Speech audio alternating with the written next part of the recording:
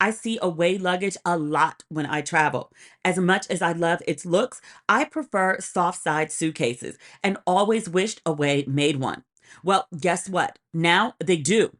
This suitcase seriously looks better than any old school soft side suitcases I've seen and is designed to be lighter than others on the market. Soft side comes in four of their best selling sizes and tried and true colors. And there's something for everyone in the lineup. Two carry on sizes, two check sizes, four colors: black, blue, pink, my favorite, and gray. I love my away luggage and I can get so much in there without having to sit on my suitcase to get it closed. You got to check out the new soft side luggage from Away. Head on over to awaytravel.com/ratchet. That's awaytravel.com/ratchet to see the new soft side luggage from Away. awaytravel.com/ratchet. I'm the kind of person who never shows up empty handed. So, my go to host gift is a fantastic bottle of wine. And as a First Leaf member, I always have the perfect bottle on hand to share. First Leaf isn't your average wine club, it's better. With each shipment, I get a personalized selection of wines from all over the world, handpicked just for me. But by far the best thing about First Leaf is how much I can tailor my membership to my needs. I like to call in and ask about the reds or the rosés. I like my reds very dry. I like my rosés just a little bit of sweet. So get wines to sip and share all summer long with First Leaf. Go to tryfirstleaf.com/ratchet to sign up, and you'll get your first six handpicked bottles for just $44.95. That's tryfirstleaf.com/ratchet. Tryfirstleaf.com/ratchet. When I think of summer smells, I think of sunscreen, salty beach air, barbecue on the grill, and unfortunately, body odor. Well, not this summer. Thanks to Lumi Whole Body Deodorant, BO will no longer be an unwelcome guest at my summer plans. Their pH optimized formula is clinically proven to block odor all day, and it's not just for underarms, it's for everywhere we get odor: pits, privates, feet, underboobs, you name it. So no matter how hot it gets, you can still smell fresh and feel confident from head to toe. As a special offer for listeners, new customers get 15% off all Lumi products with our exclusive code. And if you combine the 15% with the already discounted starter pack, that equals over 40% off their starter pack. Use code RATCHET15 for 15% off your first purchase at lumideodorant.com. That's code RATCHET15 at LUMEDEODORANT.com. Ladies and gentlemen, boys and girls, and those who don't identify as either, you are listening to Ratchet and Respectable. OMG. Just before I started recording, one of my friends, fellow journalist, announced, he posted on Instagram that Donald Trump is speaking at NABJ in Chicago this week. I'm like, what? Apparently, in election years, they invite the nominees to come speak, and they invited Donald Trump to speak, and he said yes. Apparently, he usually declines, but this year he decided to say yes. Part of me wants to go see him just to report on it, but also part of me is like, I have better things to do. It's Chicago in the summer. Surely there's other ways that I can be amusing myself. Speaking of which, unfortunately, I'm not going to be able to do a Chicago event. I was down bad all last week and I didn't get a chance to plan anything. I also had to move my dates that I'm going to be spending in Chicago. I'm only going to be there a couple nights as opposed to the 4 or 5 days that I had planned out. So sorry about that. I really did want to do something in Chicago. It's one of my favorite cities, but I'm not going to be able to pull it off. I may come back for the DNC later this month, but I'm not sure. It's going to be really hard to pull off an event that weekend just because there's so much going on in the city. Lollapalooza is going on at the same time. I'm really sorry, Chicago. I really wanted to meet you and hang out with you. Hopefully, I'll get to do some hanging out in the city. I need to take it easy because last week was brutal. Hopefully, I sound better this week. I feel much better. I actually feel back to 100%. Earlier today, I left the house for the first time in literally a week. I hadn't been out the house since last Sunday, so over a week. And good news, well, I mean, good news for the Olympics, but bad news for me. Last week, I was recording an episode of the podcast during the opening ceremony of the Olympics, so I actually didn't get a chance to watch it. Womp womp. I've been watching clips of it, but I haven't seen the whole thing. 4 hours. I thought it was more like two. I didn't realize it was four. 4 hours is a long time. But I've been watching YouTube clips to get the highlights. I saw so many people that were so up in arms complaining about the opening ceremony. And I was like, wait, what exactly happened? Apparently, folks were like, it was devil imagery. And then they were mocking Christianity. And I was like, huh? I don't really see that happening. And people were like, oh, there was a depiction of the Last Supper and they were mocking Jesus with drag queens. And then they were showing beheaded women. And then there was a depiction of like death running along the river. And I was like, that makes no sense. That makes no sense. But I was like, you know what? Like, let me give it a watch. Let me see like what's happening here as a country, and I don't mean this towards anyone in particular, and I hope you, gentle listener, were not one of the people that were complaining about the mocking of Christianity or the mocking of the Last Supper or beheaded devil imagery or death, or just overarching.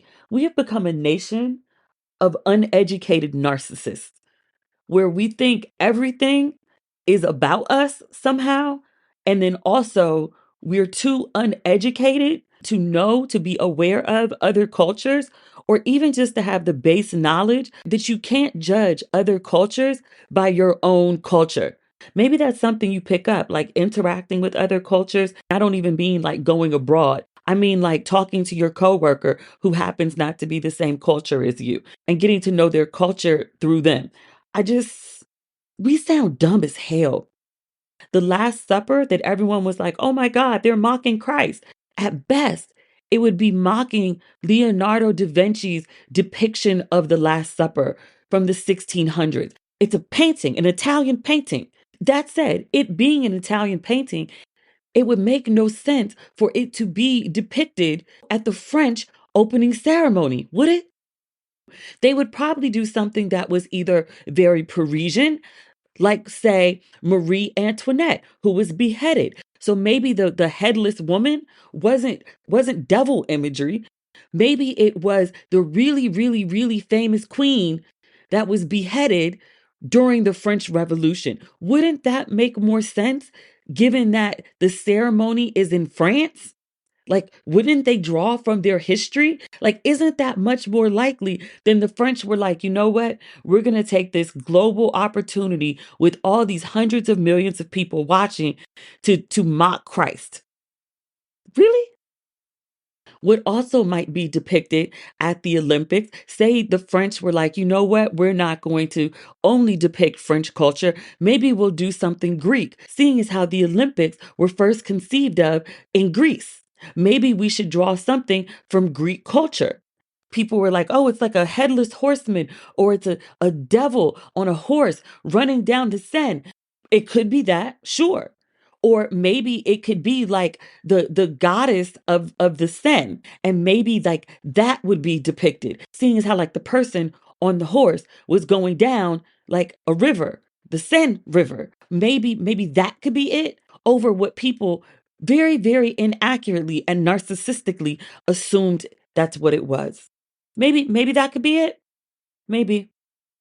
You know what else? Like the Last Supper, which wasn't called the Last Supper, it was called the Final Supper, which is different than the Last Supper. They're literally two different names.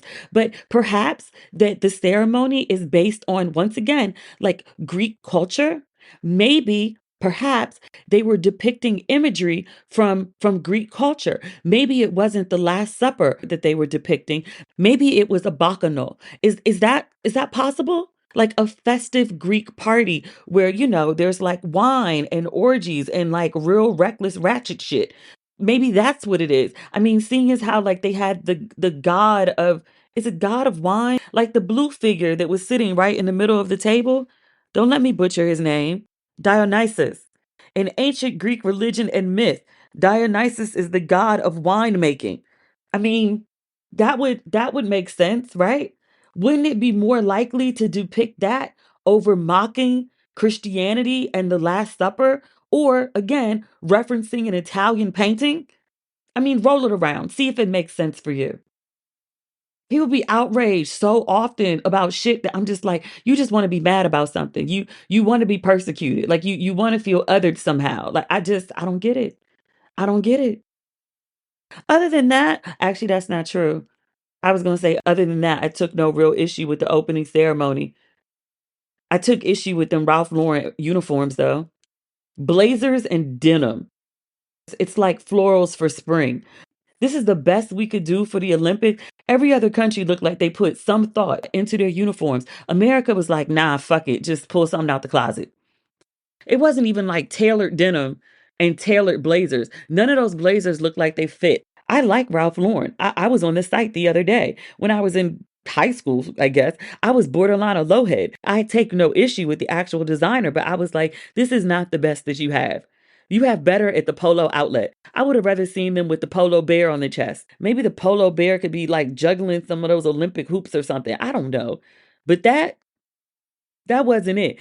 They had so many different body types represented. Like you're talking about Simone Biles all the way up to LeBron James, and everybody's blazer looked like it needed to be tailored. I guess it was the look they were going for, I guess. A lot of people didn't care for it. I read somebody on Twitter said, "Why is America dressed like prep school bullies?" And I was like, well, I wanted to love it. I didn't love it. Apparently, there's 2 more years on the Ralph Lauren contract to dress the Olympians. And I was like, yeah, we got to get somebody else. Telfie did the designs for, was it Liberia? Their little looks were cute. Apparently, somebody had to point it out to me. I didn't see it on my own. But the neckline, if you go look at the outfits for the opening ceremony for Liberia, apparently the neckline was in the shape of the continent of Africa. Cute little detail. But I was like, America can't have nothing cute, nothing, a little razzle dazzle. Blazers and jeans. I see away luggage a lot when I travel. As much as I love its looks, I prefer soft side suitcases and always wished Away made one. Well, guess what? Now they do. This suitcase seriously looks better than any old school soft side suitcases I've seen and is designed to be lighter than others on the market. Soft side comes in 4 of their best-selling sizes and tried and true colors. And there's something for everyone in the lineup. 2 carry-on sizes, 2 check sizes, 4 colors, black, blue, pink, my favorite, and gray. Made from high strength nylon, the bag is tear resistant as well as weather resistant. I spilled a little coffee on one this morning and can confirm the claim holds up. The bag is soft but not sensitive, super durable, flexible, and expandable. Bonus points for the compression pad system that helps you pack it all in, and the anti-tipping stabilizer that holds the bag steady while expanded, both of which are proprietary to Away. I love my Away luggage, and I can get so much in there without having to sit on my suitcase to get it closed. You got to check out the new soft side luggage from Away. Head on over to awaytravel.com/ratchet. That's awaytravel.com/ratchet to see the new soft side luggage from Away. awaytravel.com/ratchet. I know that none of you watch porn, but just in case you have any friends that do, help me pass along this important PSA. Incognito mode does not make you incognito. Check the fine print. All your late night activities are still 100% visible to a ton of third parties, unless you use ExpressVPN. Protect your online privacy today by visiting expressvpn.com/ratchet.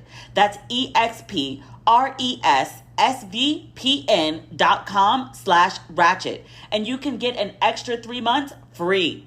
expressvpn.com/ratchet. I just watched Gaga's performance. I love her. I love her. Apparently, she didn't sing live because of the rain, which I was like, I don't care. I thought the performance was just visually adorable. It was giving, and this is one of the times like I had to correct myself on thinking through my own lens. I was like, oh, it's very Madonna by way of Marilyn Monroe.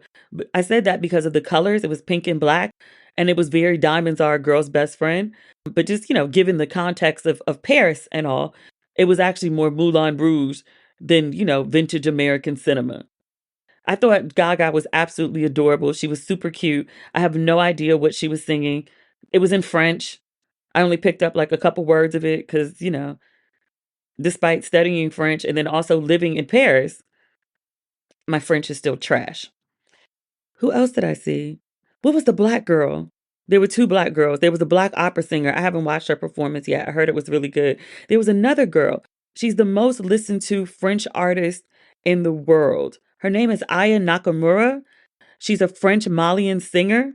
I thought her performance was great. She was dressed in gold Dior and she's a brown skinned girl. We look very nice in all metallics as a people, but especially gold. I thought she was beautiful. I thought her performance was amazing. And then when I was looking her up, I saw that there had been controversy around her performance. And I was like, what was the controversy? Like, she didn't do anything crazy. She didn't bust it open. She wasn't on a pole. I'm reading this on globalvoices.org. It says her music videos have racked up nearly 4 billion with a B, views on YouTube. She has over 7.5 million subscribers on her music page. On Spotify, she racks up nearly 10 million monthly listeners, making her the most listened to French artist on the international music scene. She's that girl in France. Okay. So I was like, what's the issue? So France is rather known for its issues with immigration, particularly black immigrants. Remember I was talking once about how like France like really enjoys black Americans but doesn't like Senegalese populations or Haitian populations. Cote d'Ivoire, another one. They don't like the black immigrants from the places that they used to colonize, which I was like, you did this. Like, this is you. All these people speaking French because of you. It was announced that Aya was going to perform at the Olympics, and some people were really excited about that. There's a French political movement called the Natives. Their description makes them sound like France's equivalent of MAGA. They were so upset that this black girl, this French African girl, was performing that they protested to condemn the president's decision. They said that her inclusion was, quote, replacing French elegance with vulgarity, Africanizing our popular songs. She does take French songs and put a little razzle dazzle on them, and ousting native people in favor of non European immigrants. Maybe what I should compare them to is that I think MAGA actually works too, but also ADOS, African descendants of slavery, and how they can get real territorial, separating American born blacks from the rest of the diaspora. They continue accusing the French president of, quote, showing his contempt for the French people and their culture. It continues, the natives oppose this nonsense and demand that an artist who embodies our heritage, values, and identity represent France. Oh dear. There were also politicians that weighed in. They said of Aya that, quote, she is not a positive representation. They said it's just another insult from the president who, quote, seems to get up every morning intent on humiliating the French people. I'm not going to go on at length about her entourage. I'm going to guess that he means like the black French girl hangs out with other black people. He says, quote, I will simply draw attention to her style, vulgarity, and the fact that she sings neither in French nor any other recognizable language. This is far from an example of diversity. It's sheer nonsense. All this over a performer at the opening ceremony? Are you serious? I had to look this up. Apparently, she sings in French, Arabic, English, and a popular language native to Mali. It's literally her mother tongue. It's her mother's language. She mixes them all together and goes in and out when she sings. And I was like, I mean, I never heard of the language listed that she sings in, the one from Mali, but I was like, it's a discernible language. Everybody knows what Arabic is. You might not be able to speak it, but you know what Arabic is. You know what English is. What does he mean that she's not speaking in a discernible language? And Aya's response to her critics, this is all playing out on Twitter. It says, you may be racist, but you won't silence me. That's what annoys you. I've become the number one topic of state discussion, but what do I actually owe you?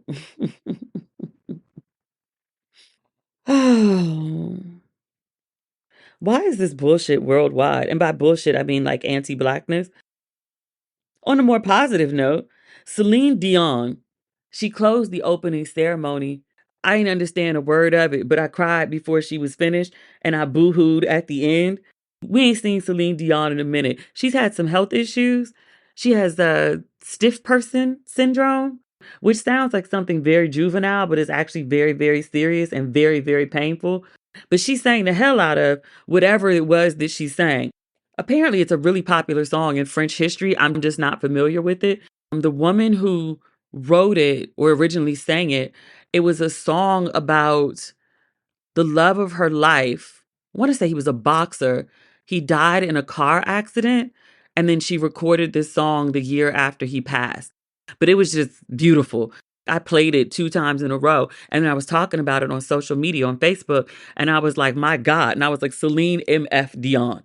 I was like, that's it. That's the post. I haven't heard anyone sing like that, just like flat-footed singing, since I want to say probably Whitney with the Star Spangled Banner. She sounded so beautiful, so beautiful. And she sang from her whole heart. I thought the piano player was going to catch the Holy Ghost. He was playing his whole ass off, but he was playing with such vigor. And then he was looking at Celine Dion with like such pride, really. But he was going in on that piano, and I was like, "Is this white man about to catch the Holy Ghost?" Like, I don't know exactly what she's singing, and I was like, "Could it be gospel? Like, is he really about to catch the spirit right here in the middle of the Olympics?" But I was talking about Celine's performance on Facebook, and a couple people were like, "Girl, like the documentary was so sad," and I was like, "Oh, that's right. There is a Celine documentary. I hadn't gone and watched it, which I'm not sure why." Like my mother has 3 obsessions in life. I mean, other than me, in no particular order, because it can change from day to day. Luther Vandross, Celine Dion, and Marvin Gaye. That's it. She could listen to those 3 people over and over and over, and did for most of my childhood. My mom had a truck and she had a 5-changer CD in the armrest, and that's all it was. At least 2 Luther CDs, 2 Celine Dion, and then maybe like the best of Marvin Gaye or Marvin Gaye live. Just that was her thing. That's all I listened to. I can probably sing you every Luther song, every Marvin Gaye song, and every Celine Dion.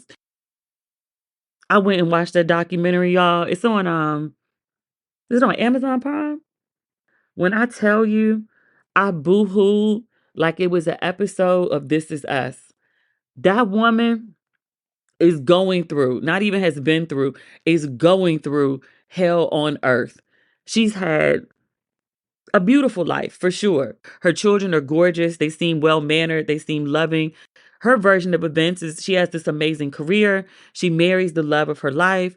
She has an amazing wardrobe. She doesn't wear her outfits more than once. She loves like a good gown, a good shoe. She's very much like a diva, although she looks like a diva, but she doesn't act like one. After watching the documentary, like if I did still drink wine, I would have wine with Celine Dion. I'd like to sit with her and just chat as women do. She seems like a very lovable, likable woman. They took us into a warehouse where she keeps all her clothing, but also like all her children's clothes and like the art that they drew her, their toys, all of those things. She keeps those there too. Like, I think she might be a hoarder. She just has proper space to like organize all her stuff. She has a warehouse of like all the clothes she's ever worn, all the shoes, all the accessories. Someday there is going to be a massive exhibit of Celine Dion gowns, and I cannot wait for that day, especially the one she sung in. I think it was a Dior. Beautiful, gorgeous, just beautiful. She looked great. She sounded great. Okay, but the documentary. So we go into this warehouse. We see all the clothes. We go through her house. We see her hanging out with her family. She has a very beautiful life, but it's not without its major downside. So she talks about this diagnosis of stiff person syndrome. And when it first comes on, she's like loading herself up on pain meds. And I was like, I'm not a nurse. I'm not a doctor, but I was like, that sounds like, like overdose numbers, sis. And then she confirms at some point and she was like, yeah, I probably could have died. But she was taking so much. She was like, we were just taking it until the point that it stopped working. Like her body was just like adjusted to like these large levels. And so she was like, I couldn't perform. So she was like, I would go out on stage and I would go be like, okay, we're going for a costume change. And I wouldn't be able to come back. Or she would have to cancel events like right before because her body would just give out on her. She was like, I couldn't hit my notes. But then also, it's like the condition that she has is super, super painful. And the way she describes it is horrifying. In the documentary, they keep the cameras rolling as she's experiencing an episode of her disease. It's one of the most heartbreaking and terrifying things I've ever seen. She's in such pain. She's laying in bed and she's whimpering, but she can't speak. I had secondhand, I don't know what it was, like cramping, like watching someone else be in such excruciating pain. And then I was crying, like, I mean, boo-hooing. William dying on This Is Us level boo-hooing. That's how bad it was. Watching her go through this episode. But to see that documentary and then go and watch her perform, that lady is a damn superhero. There is no logical way that Celine Dion should have been standing on that stage at the Eiffel Tower, singing her whole, I can't even say her whole heart, singing her whole body out like that. That you made it from that level of pain, from that level of distraught to that level of just like, I'll be laid down somewhere. I wouldn't get back up. But she loves to perform. She loves to sing. She loves the audience. She loves the energy of the crowd. She loves what she does for a living. So to get back up there and sing the way she did, just physically, she's a beast. But mentally, I don't even know a word for that. Like that's some overcoming on a level I don't even understand. God bless that lady. God bless her. I highly recommend you watch the documentary. Just get some tissues. Don't drink no wine. Don't have no substances in your system. Just water. Nothing. Just watch the documentary because it's going to rattle you.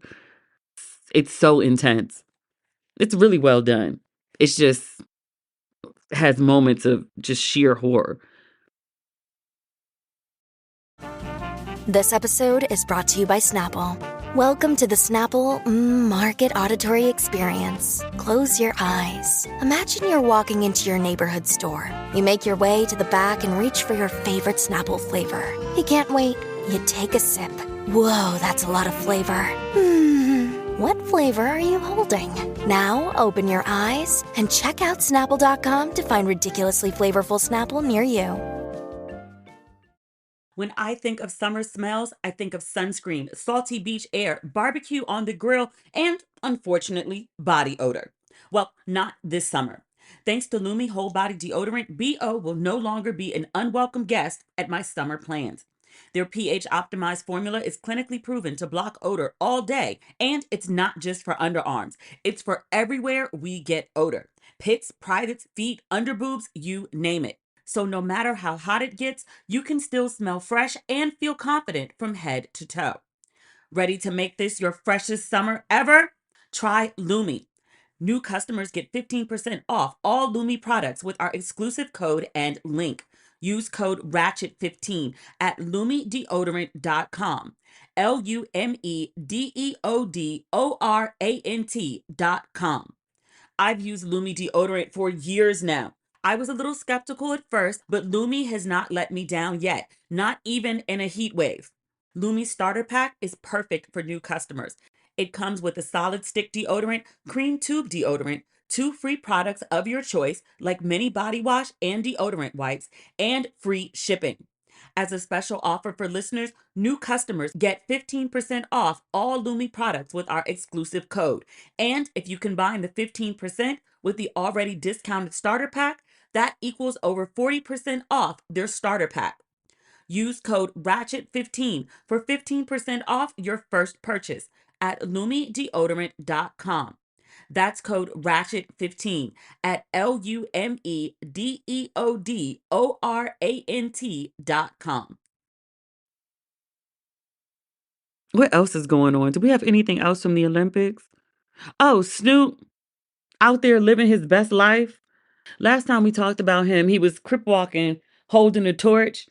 Today I saw he's just everywhere. He's all over the Olympics. Like they've just given him free reign to run all over Paris. He was hanging out with the fencing team. Then he was in the stands. I don't know who he was with. He was hanging out with somebody. She was blonde. She was holding her baby. Apparently she's a celebrity too, but like she and Snoop were having the best time ever. And I was like, no one is enjoying this Olympics more than Snoop. Which last episode we talked about like the many careers, lives, whatever you want to call them, of Snoop. He's joining The Voice. When I pulled up the Lady Gaga clip on YouTube, there was a commercial for The Voice. Snoop is joining The Voice next month. So add that to his incredibly long resume. I saw somebody talking about like, yo, Snoop's rebrand is like amazing. Like I've never seen anything like it. It's like one of the best in modern history. And I was like, what is the rebrand? What is he doing different now that he didn't do back then? He still curses. He still smokes weed. He still crip walks. He still says crazy shit. He just ain't got a perm or actually never had a perm. He had a blowout. He got some locks with some laid edges. Snoop's edges be laid as fuck. He need to add that to his repertoire. Go on and get us some edge control. I don't even lay my edges. I would lay them if Snoop had edge control, just on the GP of it all, just for kicks. But Snoop is all over the Olympics. Apparently Flavor Flav is all over the Olympics. He's sponsoring for the next 5 years, like women's water polo. Apparently the women ain't have no money. I didn't realize that athletes don't receive payment to go to the Olympics. They're either all sponsored or it's self-funded. So the women of the polo team were working, some of them 2 and 3 jobs, trying to raise money to get to the Olympics. So one of them put it out on social media and was like, we need help. We can qualify. We good enough to go, but we don't have the money. And Flavor Flav was like, oh, say less. I got you. Literally, he was on some like, yo, I'm a girl dad. I support women, women's sports. What you need? Like, you need me to do appearances? Great. You need me to help you raise money? Great. You need me to cut checks? Great. I'll do that too. I'm all in. And I was like, for women's water polo? I'm not mad at it. Maybe I'm being like stereotypical right now, but I was like, no track? No, I don't know. What are the other events that like have a bunch of black people in them? Gymnasts? But no, women's water polo, which they got a black girl on the team, which I was like, all right, well, good for them. I read the Olympic Village is trash. All the members of women of USA women's tennis, except Coco, have moved out of the Olympic Village and have gone to stay in hotels. They had something like 10 women sharing a bathroom, and then they're in there sleeping on cardboard beds. Coco said that like somebody from another team gave her some kind of mattress topper so she can actually get a good night's sleep. I know y'all had to build everything for all of these people very quickly.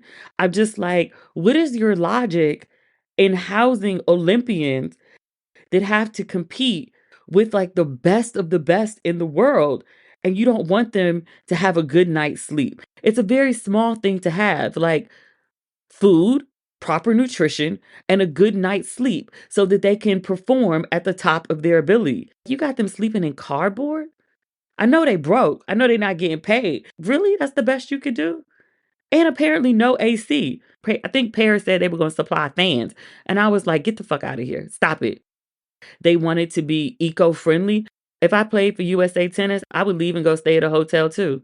The only reason Coco's still sitting up in there is because everybody else left, so she got all the space to herself.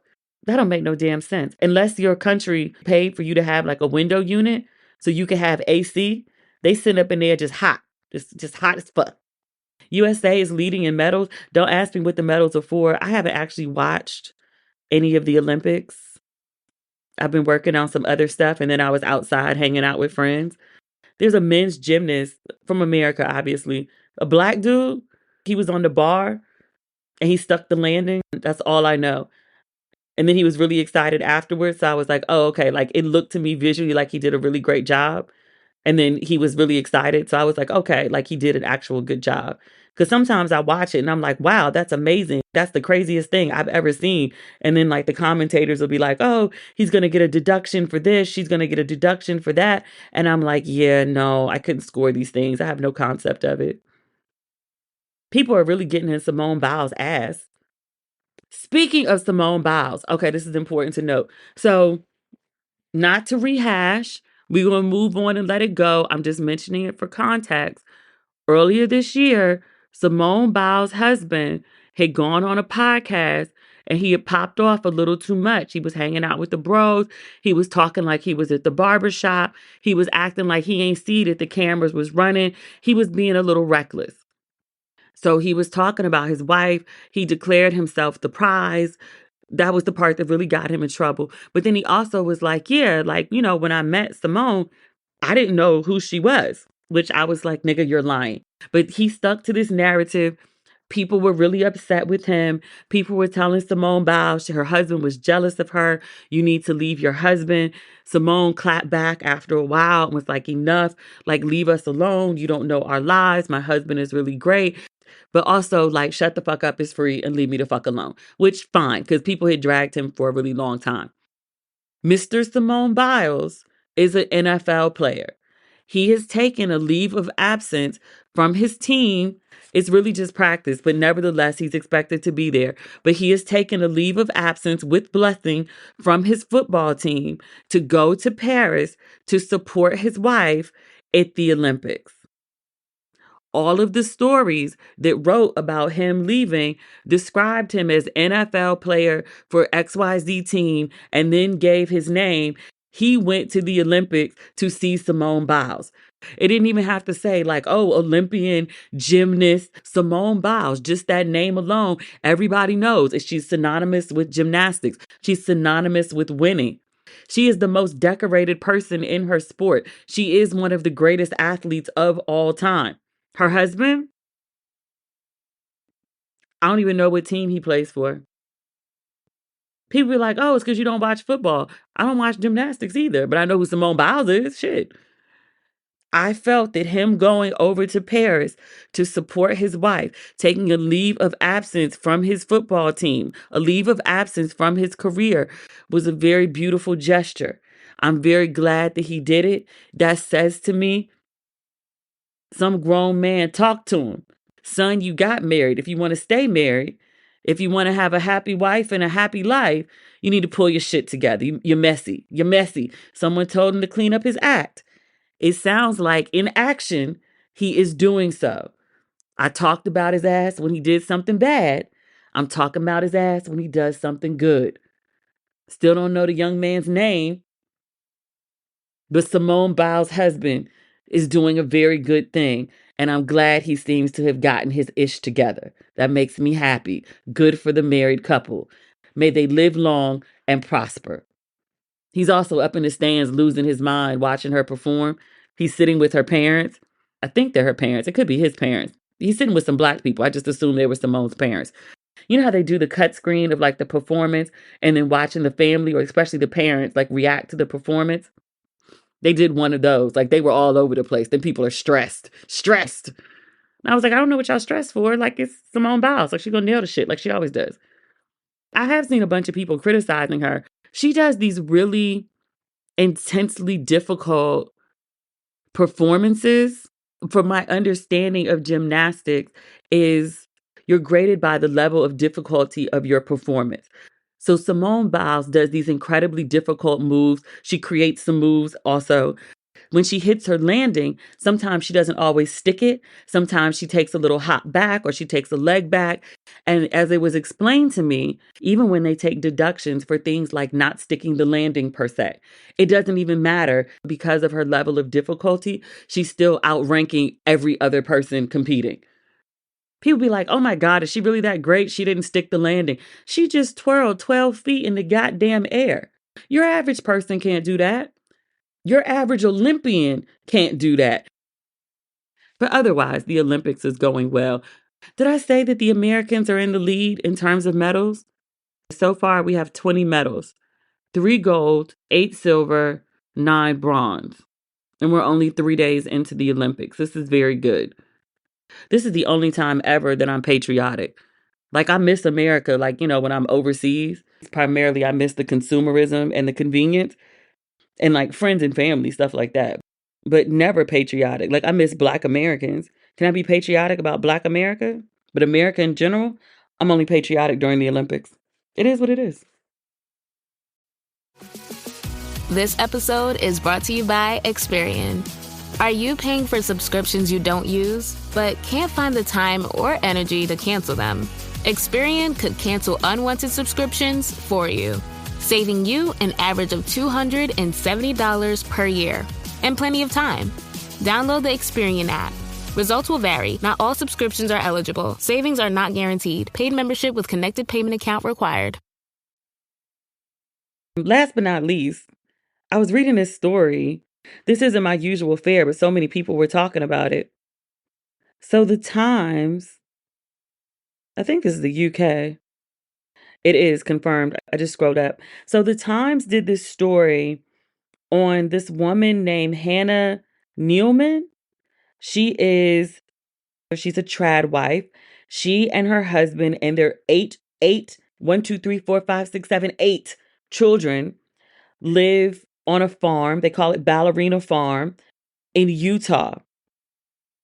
She is one of the biggest of the trad wives. She's very beautiful. She's very blonde. If you ever heard the story about like the trad wife who's married to the son of the JetBlue CEO, so he's a trust fund kid, and they live on this farm, and she makes all her food from scratch. She has this $10,000 oven in her kitchen. I didn't know who she was until I read the bit about the oven, and I was like, "Oh, okay, I actually have heard of this woman." In general, the trad wives don't bother me. I don't know how other people practice their feminism. My feminism dictates that feminism is about choice. I don't think every woman has to be some girl boss. I see nothing wrong with women who want to stay at home and be mothers and raise their families, homeschool your kids, cook their food from scratch. If that's how you want to do life, if you want to have children or not, these are things that largely have no real effect on my life. It's your life. You should live it how you see fit. As long as there's no harm to others, I don't care. Some folks have pushed that these traditional women are pushing this sort of like Handmaid's Tale kind of narrative on women about how to be like the ideal woman, a wife, a mother, a submissive wife, a non-working wife. Your husband and your children are the centers and only centers of your life. I don't follow anybody who I think would be considered a trad wife. The few videos that I've seen, it doesn't seem to me that the women who are in them are pushing some sort of agenda. They may be behaving in a certain way. They may be curating their feeds in a certain way. I take that as the way that they want to be perceived. I've never taken it as they are pushing an agenda to make all women behave that way. I see their choices of how they choose to live being politicized. I see people around them politicizing it. I don't necessarily see them doing it. And again, this is not my world. I don't really follow them like that. I've only marginally seen trad wife content. This is not something that appeals to me, so I just don't engage with it. But this article went viral and was so explosive that people started talking about it in my Black girl spaces. And I was like, wait, what? The really big detail was this woman has 8 children and her husband doesn't allow her to have epidurals. And I was like, what you mean he don't allow you to have epidurals? Like you want an epidural and the person who's not pushing the baby out there hoo-ha is dictating whether one is used? So I went and read the article. This lady, she's in a gilded cage, kind of. Like they live in a big house. They live on this farm. She's a really pretty woman, like pretty to the point that she does pageants 12 days after her last child was born. 12. 1, 2, 3, 4, 5, 6, 7, 8, 9, 10, 11, 12. 12 days after her 8th child was born, she was putting on gowns and heels, full face of makeup and her hair done and all of that to do a pageant. 8 children. And I'm going to read from the article because I'm going to say some things. And be like, Demetria, that can't be true. Oh, yes, it is. Her husband doesn't allow her to have a nanny, so she has no help. They do go on a date night, which they have babysitters and help for the kids then. But otherwise, there's no nanny. There's no cooks. They have a business that they run. And so they have workers that work for the business.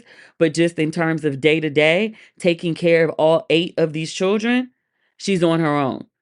The husband says in the article, because he doesn't really allow her to talk or get a word in edgewise, he also doesn't allow her to be alone with the reporter for long periods of time because he wants to know exactly what his wife is saying. The reporter asks her questions and the husband interjects and answers them for her. So literally, this woman has no voice.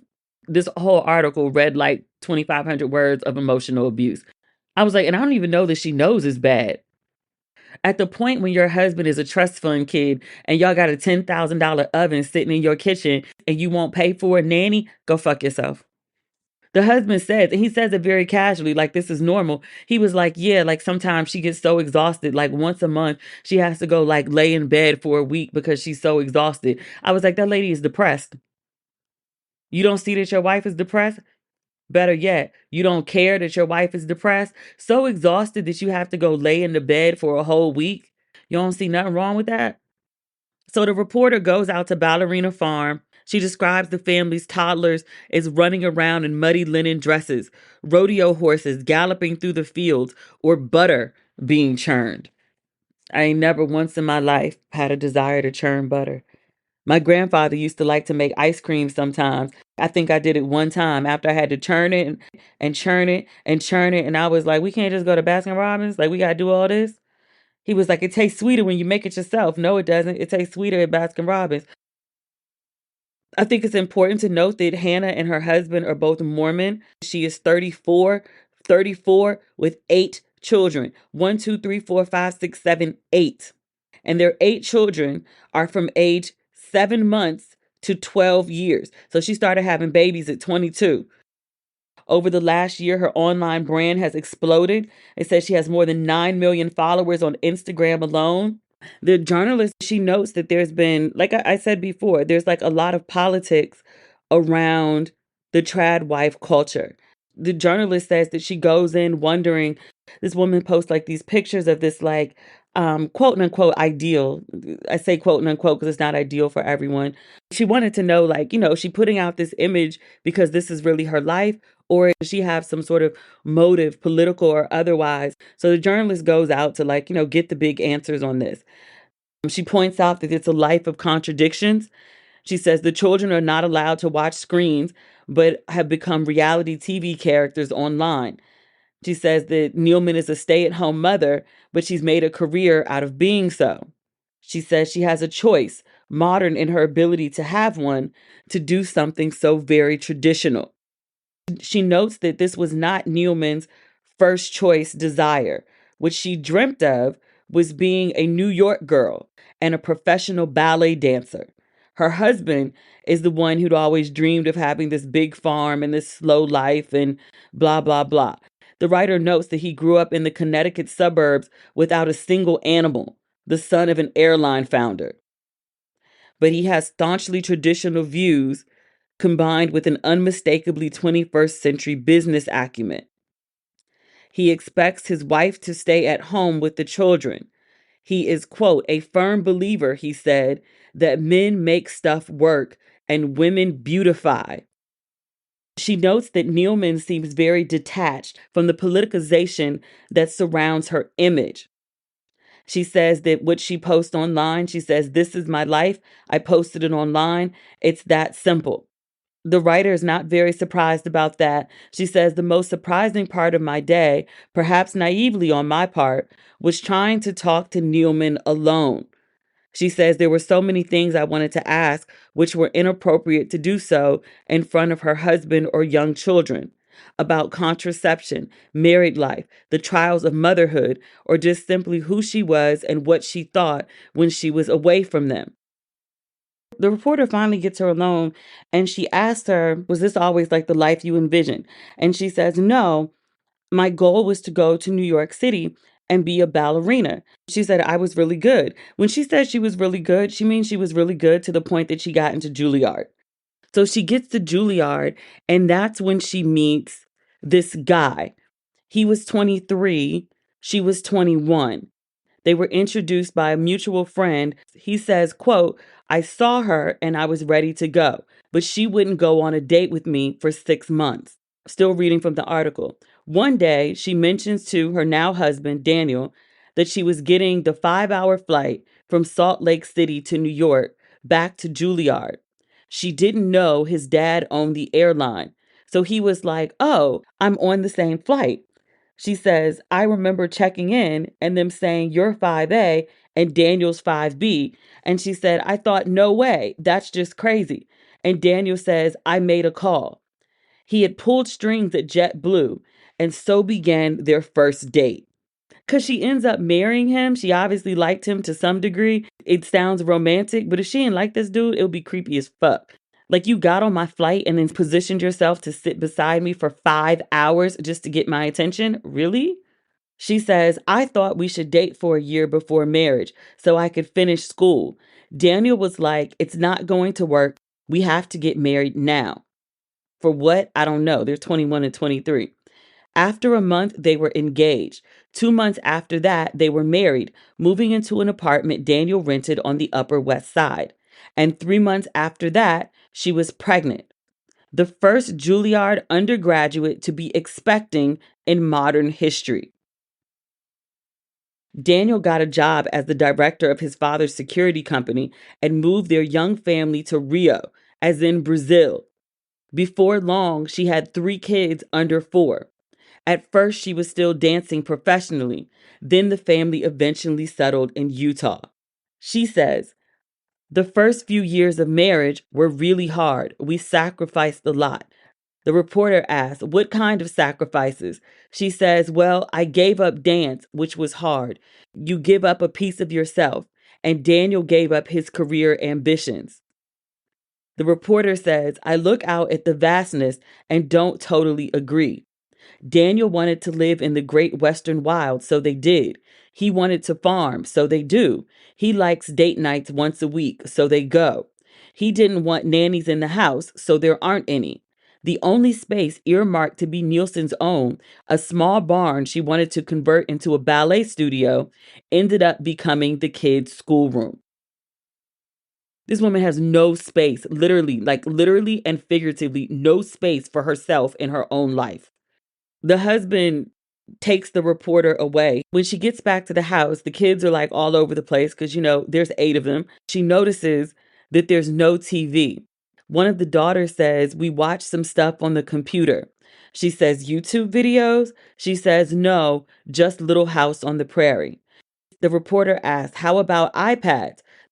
Another little girl says no. She says that to entertain themselves, they play Ring-a-Roses and jump on the tramp and play lacrosse, and that's everything. How about phones? No phones, says 8-year-old George. This lady got 8 kids, and there's no TV or iPads or screens babysitting them. They just on 10 at go. All that energy got to be burnt off every single day. Okay. Newman does all the food shopping, kids in tow, and cooks from scratch. They don't do ready meals. She does note that Daniel is a hands-on father. The reporter notes that he takes the kids out to the farm and that he also does the laundry. She says the children appear to look after each other quite well. There are so many that they seem to have become an almost self-sustaining entity. Still, Daniel says Nealman sometimes gets so ill from exhaustion that she can't get out of bed for a week. The bedroom, still reading from the article, is where she had her children, with the exception of Henry and Martha. For the most part, she gave birth to her children without pain relief. The reporter says, none at all? She shakes her head. The reporter asks why. She says, I don't know. I just have never loved taking it. But she stops herself. Except with Martha. I was 2 weeks overdue and she was 10 pounds and Daniel wasn't with me. Daniel is currently out of the room taking a phone call. She lowers her voice. She says, so I got an epidural and it was an amazing experience. The reporter asks, where was Daniel that day? She says it was shipping day and he was manning the crew. But the epidural was kind of great, the reporter asks. She pauses and smiles. It was kind of great. Nigga, you got this lady pushing out all these kids and you don't want her to take no drugs? No drugs. The reporter says, I want to ask her about birth control, but we're surrounded by so many of her children. And then her husband is back in the room. She says, I ask her if she plans her pregnancies. Her husband answers no. Neilman, the influencer, responds gently. She says, it's very much a matter of prayer for me. I'm like, God, is it time to bring another one to the earth? And I've never been told no. Her husband interjects. But for whatever reason, it's exactly 9 months after a baby that she's ready for the next one, he says. It's definitely a matter of prayer, she says. It's a matter of prayer, but somehow it's exactly 9 months, he says. So he lets her have 9 months to heal, and then he impregnates her again. This is the timeline that he's on. The reporter notes, I can't, it seems, get an answer out of Neilman without her being corrected, interrupted, or answered for by either her husband or a child. She says, usually I am doing battle with steely Hollywood publicists. Today I am up against an army of toddlers who all want their mom and a husband who thinks he knows better. The tradwife life, the one depicted online, all the beautiful pictures that the woman shares, and she's a really beautiful lady. And she's not like in overalls, like she's in like free people dresses and like hiking boots. But like, I mean, I didn't want the life she depicted in pictures. And then after reading this, I definitely don't want that shit. You can't answer a question without your husband interjecting. That shit would drive me up a wall. But she not me. Some folks will swear up and down that that's what you got to deal with in order to be married. They're like, oh, you want to have opinions? Oh, you want to be assertive? You want to have some say-so? They're like, that's not your role as a woman. Like, you're to be, led. And you submit. And that's that. If that's what's required. It wasn't when I was dating, but it became such when I got married. And I was like, ooh, this ain't gonna work. Like I knew early on. I was like, ooh, mm-mm. But that's a whole nother story. And we can leave it at that. All right. That's the podcast. We'll be back on Friday. I think we're going to have like the live from Miami. Remember I did like live from Miami, ABFF? I think we're going to do that on Friday. But maybe like Wednesday, Thursday, Friday, Saturday. We'll see. All right. That's that. And we'll talk soon. Okay. Bye.